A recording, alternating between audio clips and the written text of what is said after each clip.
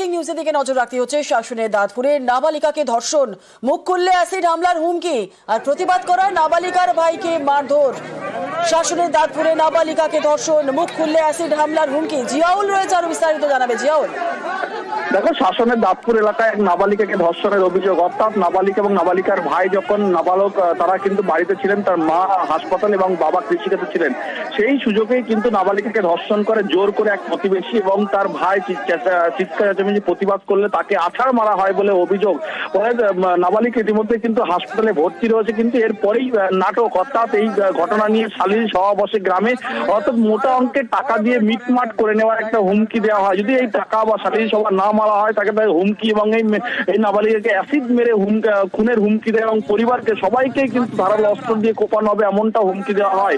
ইতিমধ্যে এই ঘটনায় চাঞ্চল্য সৃষ্টি হয়। তারপরেই কিন্তু এই নাবালক এলাকার যখন এই নাবালিকার ভাই যখন বাড়িতে ফেরে, তখন এই অভিযুক্তর বাড়ি থেকে তাকে লক্ষ্য করে ইট পাটকেল ছড়ে, তখনই এলাকার মানুষজন ক্ষিপ্ত হয়ে যায়, এবং সেই সময় অভিযুক্তর বাড়ি ভাঙচুর করে গ্রামবাসীরা। পরবর্তীকালে এই অভিযুক্ত দুই ভাইকেও আটক করতে হবে। তখন যারা ইট ছুঁড়েছিল এলাকার মানুষকে লক্ষ্য করে, তখন পুলিশ গিয়ে সেখান থেকে বেগতি থেকে পুলিশে যায়। পুলিশের গাড়ি ধরে বিক্ষোভ দেখা এলাকার মানুষজন। পরবর্তীকালে দুই ভাইকে অভিযুক্তকে আটক করে নিয়ে আসে। পরবর্তীকালে পুলিশ সেখানে লাঠি উঁচিয়ে তাড়া করে ছত্রভঙ্গ করার ফলে এলাকায় যথেষ্ট একটা উত্তেজনা সৃষ্টি হয়েছে। জুনেল্লা, ধন্যবাদ।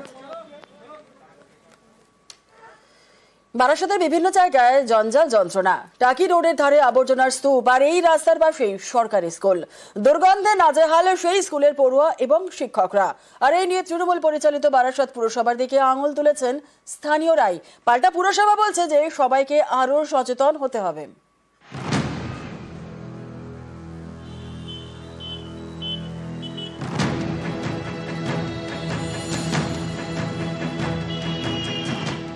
রাস্তা নাকি ভ্যাট, দেখে বোঝার উপায় নেই। এটা বারাসাতের অত্যন্ত গুরুত্বপূর্ণ টাকি রোডের ছবি। রাস্তার পাশে ছড়িয়ে ছিটিয়ে পড়ে জঞ্জাল, দুর্গন্ধে নাভিশ্বাস ওঠার জোগাড়। বারাসাতবাসীর অভিযোগ, বিভিন্ন সরকারি দপ্তরে নালিশ করা হয়েছে। বারাসাত পুরসভাকেও একাধিকবার জানানো হয়েছে, কিন্তু লাভ হয়নি। মাঝে মাঝে পরিষ্কার করা হয়, তারপর আবার যে কে সেই। স্কুলের পাশে যদি কোনো ফ্ল্যাট থাকে, সেই ফ্ল্যাটের ময়লা হচ্ছে ওইখানে গিয়ে পড়ছে। এটাই তো চলছে গোটা বারাসাতের জন্য। আর ময়লার স্তূপ তো চারিদিকে রয়েছে। পরিষ্কার জঞ্জাল কিছুই হচ্ছে না, পরিষ্কার হচ্ছে না, ঠিকঠাক পরিষ্কার হয় না। টাকি রোডের পাশে সরকারি স্কুল পরিমোহন নাথ আদর্শ বিদ্যাপীঠ।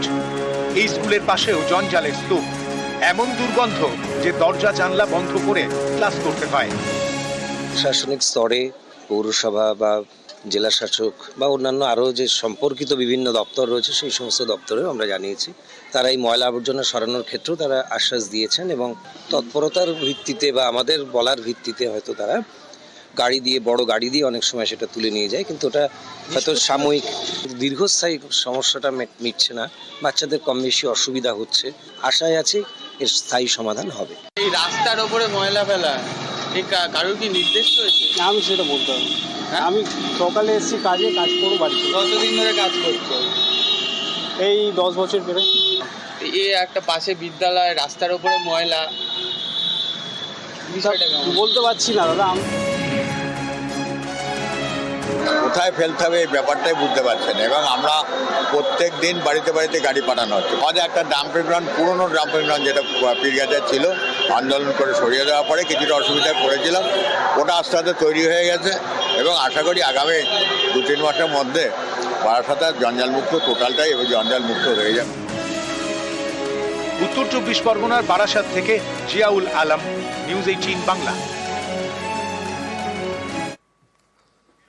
আর এক ফোনে বাংলা এবার নজর রাখবো ওয়েদার আপডেটের দিকে। আজ দক্ষিণবঙ্গের মোট 6 জেলায় ঝড় বৃষ্টির সম্ভাবনা রয়েছে। কোন কোন জেলায় ঝড় বৃষ্টির সম্ভাবনা রয়েছে আপডেট নেব। আমাদের সঙ্গে বিশ্বজিৎ শাহ আমাদের প্রতিনিধি রয়েছে।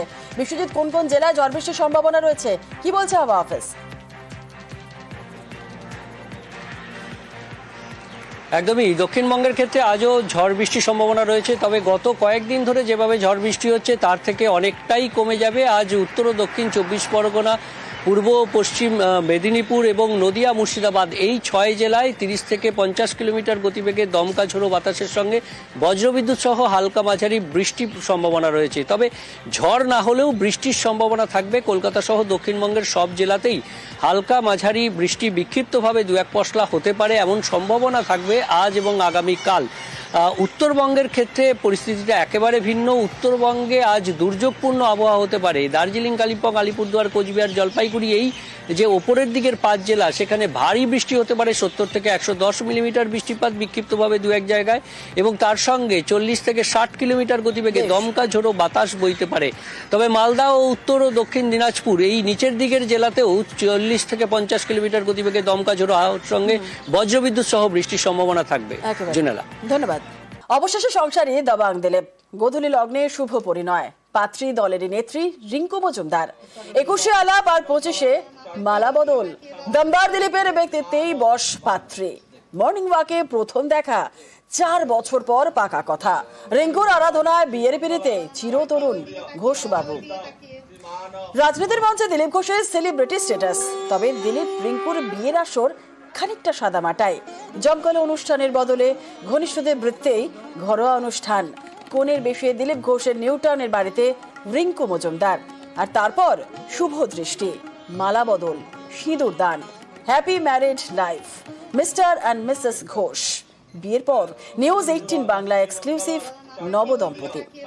বিবাহ সম্পন্ন দিলীপ ঘোষের, আর বিবাহ হওয়ার পরেই নিউজ 18 বাংলায় মুখোমুখি দিলীপ ঘোষ এবং সঙ্গে নবদম্পতি বৌদি রিঙ্কু মজুমদার। ধন্যবাদ আপনাদের শুভেচ্ছার জন্য। আর আমি সবাইকে আমার কৃতজ্ঞতা জানাচ্ছি। সবাইকে আমি ডাকতে পারিনি, আমি জানাইও নি কেউ। আমি যেভাবে সাধারণ জীবনযাপন করেছি সারা জীবন, বিয়েও সেভাবেই করেছি।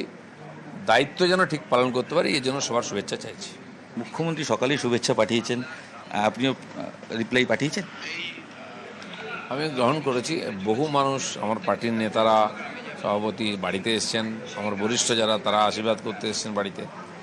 মাননীয় মুখ্যমন্ত্রী এক প্রকার অভিভাবিকা আমাদের রাজ্যের, তিনিও শুভেচ্ছা পাঠিয়েছেন। আমি ধন্যবাদ দিয়েছি যারা নিয়ে এসেছিলেন তাদেরকে।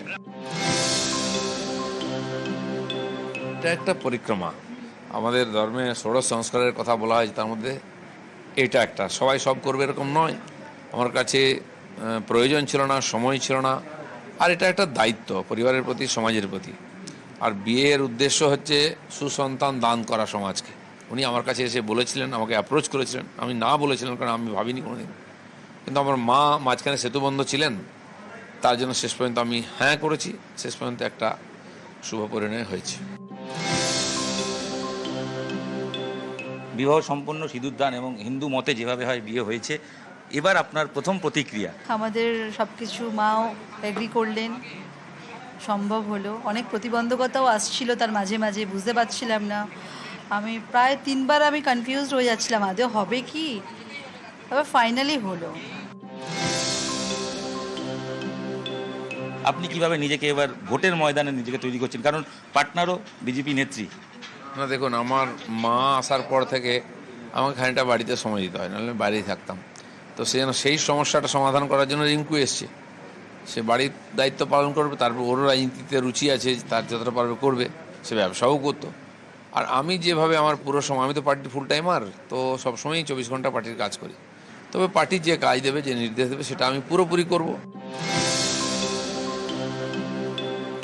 এবার হোয়াট নেক্সট? কিভাবে দিলীপ ঘোষকে দেখতে চান? সামনের বছর বিধানসভা রয়েছে, আপনি কি ভূমিকা দিলীপ ঘোষকে দেখতে চান আগামী দিনে হাজব্যান্ড কি হিসেবে? ওনাকে পার্টি যা শিডিউল করে দেবেন, যা বলবেন পার্টির গাইডলাইন মেনে উনি স্বতঃস্ফূর্তভাবে নিজের ফুল এফোর্ট উনি দেবেন।